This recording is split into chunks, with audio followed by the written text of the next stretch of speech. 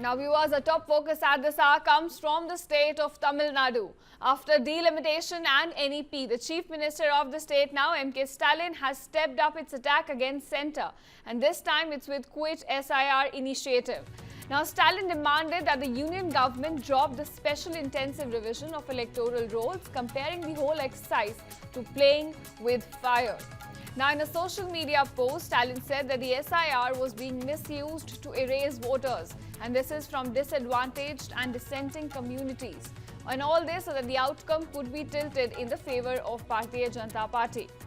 Now, Stalin also said that what had happened in Bihar during the special intensive revision of electoral rolls was essentially just a telling example of what the potential threat was posed by the exercise.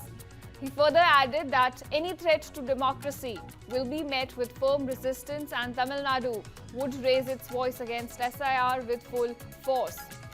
Now, he also said that every citizen who believes in the Constitution of India should be concerned about SIR and should raise his voice of objection, as the row was not just about one state. It was about the very foundation of our republic. Now viewers, this comes just a day before Prime Minister Modi's visit to Tamil Nadu. Prime Minister will be in the state on July 26, that is today, and 27.